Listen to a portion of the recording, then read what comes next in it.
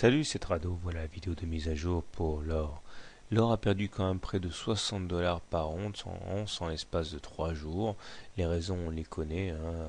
Les institutionnels ont dû vendre de l'or pour couvrir quand même leur position et trouver du cash pour faire face à la décrue sur les marchés des actions. Donc l'or est en quelque sorte la victime collatérale de l'activité des fonds.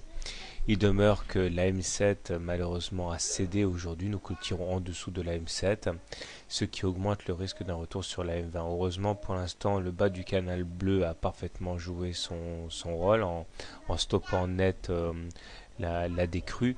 Il faut espérer qu'entre maintenant et la clôture du marché de l'or, on clôture au-dessus de la M7, ce qui permettrait au contraire de partir avec un petit avantage psychologique. Nous avons toujours une situation qui est globalement positive puisque nous sommes au-dessus d'une moyenne mobile à 20 séances qui est croissante. Et si on regarde la hauteur de la mèche basse de la bougie du jour, eh bien, on voit qu'il y a eu des rachats à bon compte, donc ça c'est assez positif. Donc pour faire simple, on est au-dessus d'une M20 croissante, donc on est toujours en tendance positive. Du côté du MACD, c'est bon puisqu'on est au-dessus du signal et on est positif.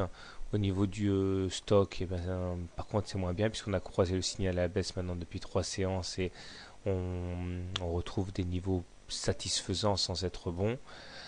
Tandis que le momentum est à deux doigts de basculer positif, mais pour l'instant il est toujours négatif, mais toujours positif pour l'instant. Donc pas de panique, j'ai envie de dire. Si on décide de tracer des fibos pour voir où on en est dans la consolidation, on voit qu'entre les plus bas du 20 octobre et le plus haut du, euh, du, euh, du 8 novembre, on est en train de rebondir sur les 23,6% de retracement de Fibonacci. Donc j'ai envie de dire que l'essentiel est préservé. Tant qu'on ne clôture pas en dessous des 23,6, il n'y a aucune raison d'aller chercher les 50% de Fibonacci. Voilà, donc la tendance est toujours haussière, mais là on est en période de consolidation à très court terme.